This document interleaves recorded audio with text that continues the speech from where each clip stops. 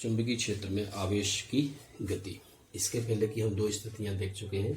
पहली स्थिति ये थी कि जब आवेशित कण का वेग शून्य है यानी वो गति नहीं कर रहा है तो उस पर चुंबकीय क्षेत्र के कारण जो बल है उसका मान क्या होगा, जीरो होगा। वो बल जीरो क्या होगा हम पहले बता चुके हैं, क्योंकि F बराबर होता है QV sin थीटा। तो ये वेग शून्य है तो पूरा गुणनफल जीरो, इसलिए बल का मान क्या होगा, जीरो होगा। इसके बाद आता है आपका, अगर वो आवेशित कण मान लो चुंबकीय क्षेत्र x अक्ष की दिशा में लग रहा है, ठीक है, और वो आवेशित कण भी x अक्ष की दिशा में गति कर रहा है, तो v यानी वेग और चुंबकीय क्षेत्र के बीच का कोण क्या होगा, 0 डिग्री होगा। या मान लो चुंबकीय क्षेत्र x अक्ष की दिशा में और इसके x डैश दिशा में आवेशित कण गति कर रहा है, तो इनके बीच का कोण क्या होगा, 180 डिग्री होगा। तो ऐसी स्थिति में भी चूंकि साइन जीरो का मान जीरो होता है, साइन 180 का मान भी जीरो होता है, इसलिए इस सूत्र में F बराबर Q V sine zero zero रहेगा तो बल शून्य रहेगा, साइन 180 जीरो रहेगा तो बल शून्य रहेगा। तो दूसरी स्थिति में भी इस पर लगने वाला बल शून्य होगा। यानी इसका मतलब है कि अगर वो आवेशित कण x अक्ष की धनात्मक दिशा में गति कर रहा है तो और चुंबकीय क्षेत्र भी इसी दिशा में है, तो वो जिस मार्ग पे चल रहा था यानी सरल रेखा पे चल रहा था तो वो सरल रेखीय मार्ग पर ही गति करता रहेगा, क्योंकि चुंबकीय बल का मान क्या होगा, जीरो होगा। अब आते हैं तीसरी स्थिति। अगर मान लो चुंबकीय क्षेत्र जो है वो x अक्ष की दिशा में लग रहा है और ये जो है वो इसके ठीक लंबवत प्रवेश कर रहा है, यानी इन दोनों के बीच क्या है, कोण 90 डिग्री है, ये इसकी गति की दिशा है, यानी वो चुंबकीय क्षेत्र में लंबवत प्रवेश कर रहा है, इस तरह से आ रहा है ऐसे जा रहा है, इधर चुंबकीय क्षेत्र लग रहा है। तो अगर लंबवत चुंबकीय क्षेत्र है और उसमें आवेशित कण गति कर रहा है, यानी उसके आवेश उसकी गति की जो दिशा है वो और चुंबकीय क्षेत्र का बीच का कोण क्या है, 90 डिग्री है, यानी किसी लंबवत चुंबकीय क्षेत्र में वो प्रवेश कर रहा है या गति कर रहा है। तो v और b कैसे हो गए, परस्पर लंबवत हो गए। तो इन दोनों के बीच का कोण क्या होता है, थीटा, जो कितना है 90 डिग्री। तो मान क्या होगा, F बराबर क्यू वी साइन 90, साइन 90 का मान 1। तो ये जो मान है बल का वो होगा ऐसी स्थिति में अधिकतम, क्योंकि साइन का अधिकतम मान 1 होता है, वो होता है साइन 90 की स्थिति में। तो ये मान अधिकतम होगा तो बल भी अधिकतम होगा। तो F मैक्स माने मैक्सिमम, क्यू वी यानी अधिकतम लगेगा ये बल। अब इसमें एक चीज और आप याद रखें और वो देखो क्या है। मान लो ये गति एक्स वाई तल में, ये एक्स है और ये वाई तल है, तो इसका एक और लंबवत तल क्या हो गया, जेड, यानी ये वाला एक्स जेड हो गया एक समतल। अगर आवेशित कण की जो गति है वो एक्स वाई समतल में, एक्स चुंबकीय क्षेत्र की दिशा है और वाई जो है इसकी गति की दिशा है, तो बल जो लगेगा इन दोनों के लंबवत यानी जेड अक्ष की दिशा में लगेगा। समतल की बात करें तो एक्स जेड समतल में ये क्या करेगा, ये चीज अब आप याद रख लें, जब भी किसी भी वस्तु पर बल और वेग की दिशाएं परस्पर लंबवत होती हैं तो वो वस्तु हमेशा एक वृत्तीय मार्ग पे गति करती है। तो हो क्या रहा है, ये तो वेग है और इन दोनों के बीच का कोण 90 डिग्री, यानी इसके और इसके बीच यहाँ क्या है, चुंबकीय क्षेत्र, इनके बीच का कोण क्या है, 90 डिग्री। लेकिन जो बल लग रहा है वो इन दोनों के लंबवत लग रहा है, तो v और बल की दिशा के बीच का कोण भी कितना है, 90 डिग्री है। ऐसा जब जब होता है तब तब वो कण एक वृत्तीय मार्ग पर गति करेगा। और किसी भी वस्तु के लिए, किसी भी कण के लिए वृत्तीय गति अगर करनी है, वृत्तीय मार्ग पर गति करनी है, तो उसके लिए जरूरी होता है अभिकेंद्रीय बल। और वो अभिकेंद्रीय बल कहाँ से मिलेगा, ये जो चुंबकीय बल है यही उसे प्रदान करेगा या उपलब्ध करवाएगा अभिकेंद्रीय बल। तो अभिकेंद्रीय बल का मान किसके बराबर होगा, इस चुंबकीय बल के बराबर होगा।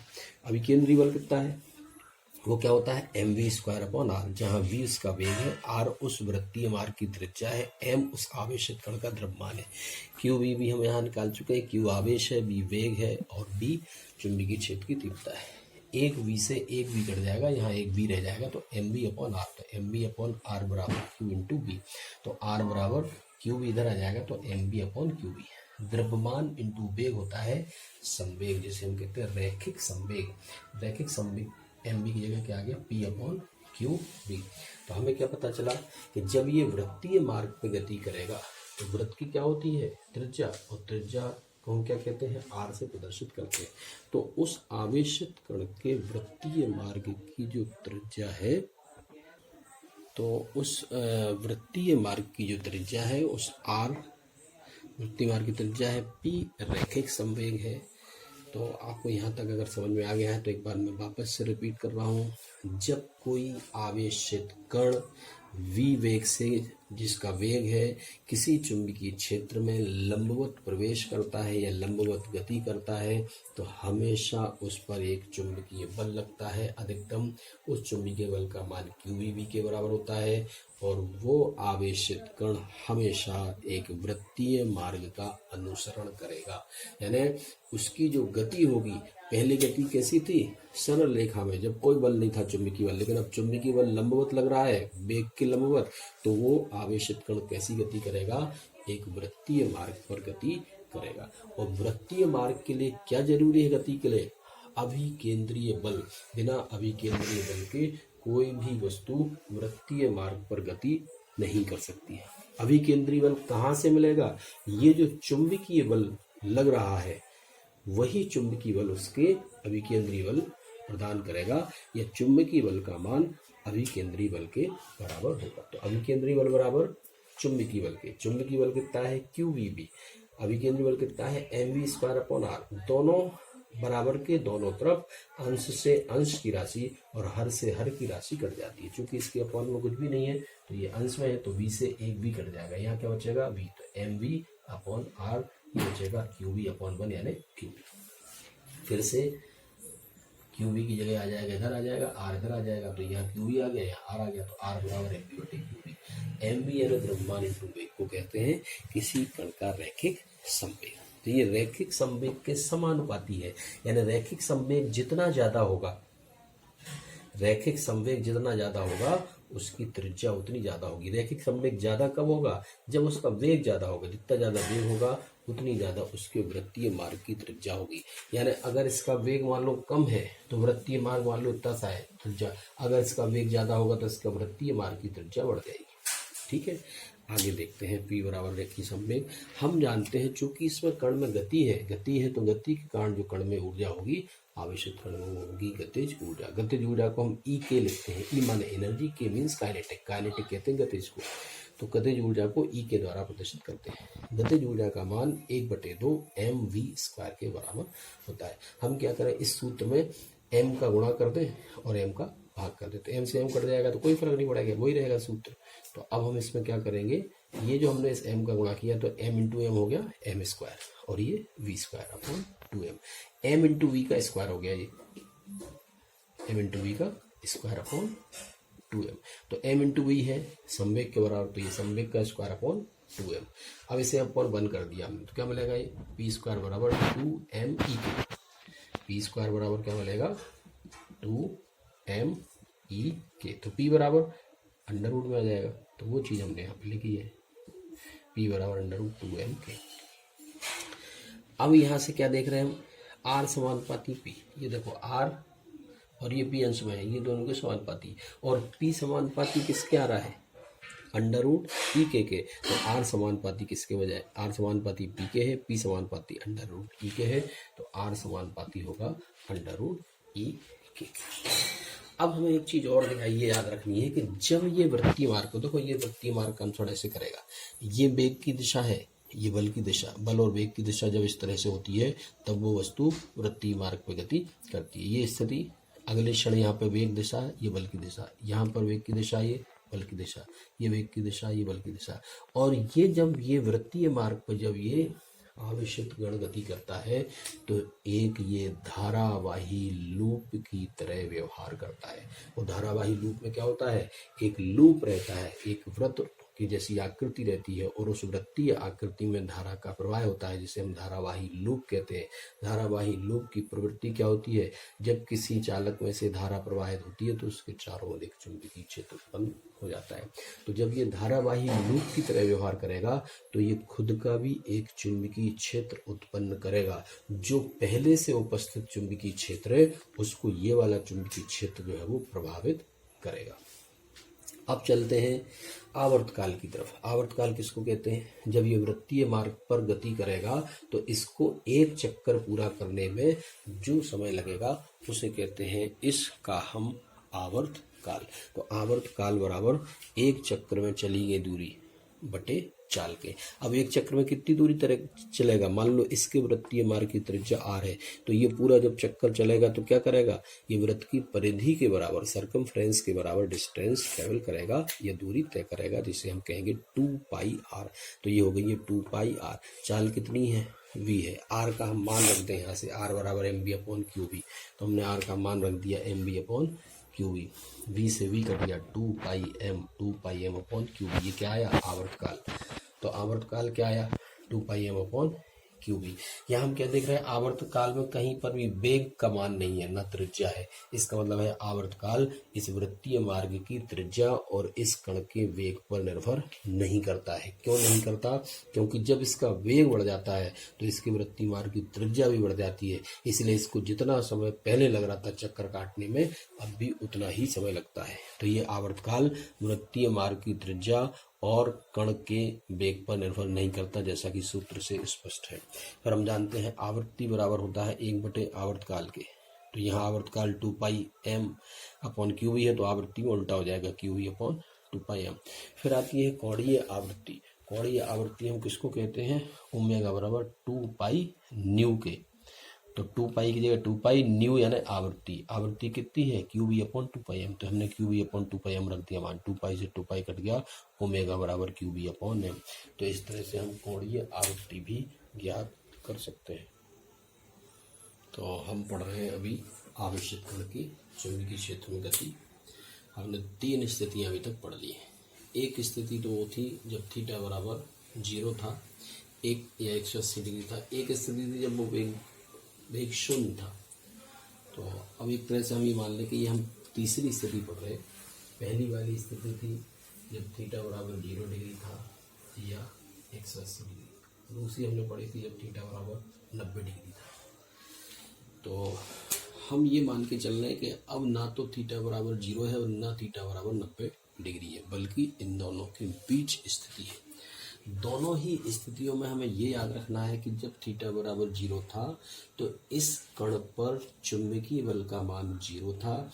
इसलिए ये अगर चुंबकीय क्षेत्र की दिशा में गति कर रहा था तो ये उसी दिशा में यानी सरल रेखा में गति करता रहेगा। आपको ये याद रखना है, कोई आवेशित कण अगर चुंबकीय क्षेत्र की दिशा में गति कर रहा है, इसका मतलब है कि चुंबकीय क्षेत्र और उसकी गति के बीच का कोण 0 है, तो वो उसी मार्ग पर सरल रेखा में गति करता रहेगा।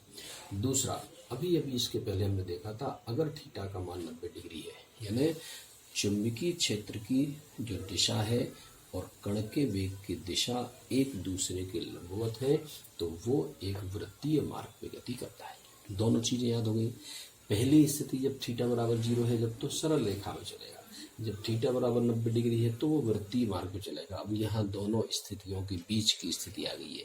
थीटा बराबर 0 डिग्री से तो ज़्यादा है लेकिन 90 डिग्री से कम है। वो हो सकता 30 डिग्री हो सकता 50 डिग्री हो, कुछ भी हो सकता है। तो वह ऐसी स्थिति में कण की जो गति होती है वो दोनों तरह की गतियों का मिश्रण होती है, यानी परिणामी गति वो ऐसी होती है, कुंडलिनी मार्ग पर वो गति करता है। कुंडलिनी मार्ग देखो किसको कहते हैं और इसमें कैसे पता चलती है कि इसकी गति कुंडलिनी नुमा मार्ग पर होगी। जैसे हम आपको एक उदाहरण बताते हैं। जब आप साइकिल से चलते हो आगे, ठीक है, ये साइकिल का पहिया, जब आप आगे बढ़ते हो तो ये साइकिल का पहिया कैसा है? वृत्ताकार है। तो एक तो वृत्तीय मार्ग पर गति हो रही है, दूसरा ये साइकिल का पहिया आगे भी बढ़ रहा है, इसका मतलब सरल रेखा में गति कर रहा है। इस तरह की जो गति है वो दोनों गतियों का मिश्रण है, यानी कोई वस्तु वृत्तीय मार्ग पर भी गति कर रही है और सरल रेखा में आगे भी बढ़ रही है। ऐसा आपको सबसे अच्छा उदाहरण है कुंडलिनी का, ये आपका स्पाइरल वाइंडिंग। देखो आप ध्यान से, आप अगर यहाँ से चले तो यहाँ से ऐसे चलते हुए और ऐसे आगे बढ़ रहे हो, यानी आप आगे भी जा रहे हो और वृत्तीय मार्ग पर आप गति भी कर रहे हो। तो इस तरह की गति को हम, ये जो मार्ग है गति का, उसे कहते हैं हम कुंडलिनी मार्ग या हेलिकल पाथ कहते हैं, या इसे कहते हैं स्पाइरल पाथ कहते हैं।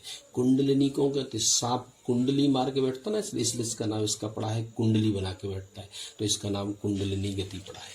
ठीक है, तो अब देखते हैं कुंडलिनी गति के लिए दोनों गतियों का मिश्रण है, तो ये कैसे कैसे होता है। अब हम इस चित्र की सहायता से सोचते हैं। हमने माना कि एक्स अक्ष की दिशा ये है, वाई अक्ष की दिशा में चुंबकीय क्षेत्र है, और चुंबकीय क्षेत्र से ये इसके गति की दिशा है, ये वेग इस दिशा में जा रहा कण, तो चुंबकीय क्षेत्र से कितना कोण है, थीटा, और ये थीटा क्या है, ये वाला कोण 90 डिग्री से कम है। ऐसी स्थिति में क्या होगा, इस वेग के होंगे दो घटक, ये वेग है, ये कोण थीटा है, तो दो घटक कौन से होंगे, याद रखने का तरीका, इससे डाल दिया हमने वाई अक्ष पर एक लंब डाल दिया, तो इस v के हो गए दो मान। एक तो होगा इस दिशा में ये वाला, जिसे कहेंगे हम कोण के सामने वाली भुजा, लंब, लंब की दिशा का घटक होगा v साइन थीटा, और एक होगा कोण के, ये सामने लंब, ये आधार और ये कर्ण, एक होगा आधार की दिशा में घटक, और उस आधार की दिशा के घटक को कहते हैं हम v cos थीटा। जो आधार की दिशा का घटक है यानी उसी के समांतर है चुंबकीय क्षेत्र के, इसलिए हमने इसको 20 समांतर रेखाओं के द्वारा, 11 नहीं लिखा है, ये समांतर रेखाएं बनी है, यानी ये समांतर घटक है, वो कितना है, v cos थीटा। याद रखने का तरीका क्या है, इसको हमने क्या किया, ये कोण बना रहा है, इससे हमने जिस क्षेत्र के साथ ये बना रहा है उस पे एक हमने लंब डाल दिया है, लंब डालते ये बन गया समकोण त्रिभुज। कोण के सामने वाली भुजा लंब, ये आधार, ये कर्ण, लंब की दिशा ये, यानी लगेंगे इधर, एक बल इधर लगेगा, एक बल इधर लगेगा, तो इधर वाला बल लंब के समांतर है, तो इधर वाला जो होगा वो होगा लंबवत घटक इस वेग का, इसीलिए लिखा हमने v, और ये चिन्ह है लंबवत का, परपेंडिकुलर का, तो v लंबवत घटक बराबर v साइन थीटा। साइन क्यों, क्योंकि लंब बटे कर्ण बराबर साइन थीटा, तो लंब वाले घटक में आएगा साइन थीटा, और आधार बटे कर्ण बराबर कॉस थीटा, तो आधार बटे आधार वाले घटक में क्या आएगा, v cos थीटा। तो आधार वाले घटक को v समांतर रेखाओं के द्वारा, लंब वाले घटक को v लंबवत वाला ये चिन्ह इसके द्वारा प्रदर्शित कर रहे हैं, तो ये v cos थीटा होगा, v sin थीटा होगा।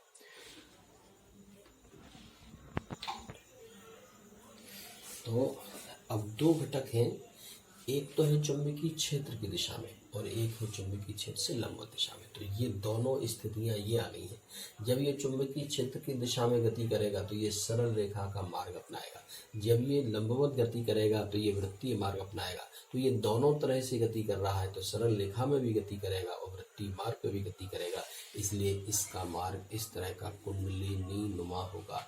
यानी चुंबकीय क्षेत्र ये रहा, चुंबकीय क्षेत्र में ये दोनों गति कर रहा है, सरल रेखा में आगे भी बढ़ रहा है चुंबकीय क्षेत्र की दिशा में, और लंबवत भी जा रहा है वृत्तीय मार्ग पर, ये वृत्त बन रहा है ऐसा, और आगे भी जा रहा है। तो इस तरह से ये जो बनी है, जिस तरह से चूड़ियाँ होती हैं इसी तरह से एक से दूसरी, एक चूड़ी ये, दूसरी चूड़ी ये, तीसरी ये, एक चूड़ी से दूसरी चूड़ी के बीच की ये जो रेखीय दूरी है इसे हम चूड़ी अंतराल या पिच कहते हैं। ठीक है, इस पे ये आगे की तरफ बढ़ रहा है, ये पूरा एक वृत्त बन रहा है, चूड़ी का ये वृत्त बन रहा है, वृत्त का आधा त्रिज्या, तो इस मार्ग की जो वृत्तीय मार्ग की त्रिज्या वो स्मॉल आर है। अब हम ज्ञात करते हैं कुंडलिनी मार्ग की त्रिज्या आर बराबर, जब हम त्रिज्या निकालेंगे तो वो वृत्तीय मार्ग को गति करेगा, वो वृत्तीय मार्ग को गति लंबवत घटक के कारण करता है। तो यहाँ क्या आएगा, आर बराबर M V upon Q V था, तो एम वी की जगह एम वी लंबवत वाला आएगा। ठीक है, तो वी टी का मान क्या है, वी साइन थीटा, तो ये आएगा M V sine theta upon Q V. आवर्तकाल, अब आवर्तकाल कैसे निकलता है, पिच जो चूड़ी अंतराल है आपका, ये जो चली गई दूरी है, और ये चली गई दूरी कौन से, वृत्तीय मार्ग पर, तो वृत्तीय मार्ग पर चली गई दूरी यानी वृत्त की परिधि बटे लंबवत, वृत्तीय मार्ग पर चल रहा तो वेग कौन सा है, लंबवत वाला, तो ये वेग का घटक आएगा, तो 2 pi R upon V sine theta, तो 2 पाई की जगह 2 पाई आर का मान M B sine theta upon Q B, M B sine theta upon Q B, sine theta से साइन थीटा, वी से वी कट जाएगा, तो 2 pi M upon Q B. ये वापस से वही सूत्र आया आवर्तकाल का, हमने पहले भी कहा था आवर्तकाल वृत्तीय मार्ग की त्रिज्या और वेग पर निर्भर नहीं करता है। अब आते हैं हम चूड़ी अंतराल। चूड़ी अंतराल माने ये वाली दूरी, जब वो सरल रेखा पे गति कर रहा, सरल रेखा पे गति कर रहा तो यानी चुंबकीय क्षेत्र की दिशा में जा रहा, चुंबकीय क्षेत्र की दिशा में वेग का घटक क्या है, v समांतर, तो दूरी बराबर वेग इंटू समय के, तो ये वेग क्या आ गया उसी दिशा में, तो v समांतर वाला ही, और इंटू टी आवर्तकाल।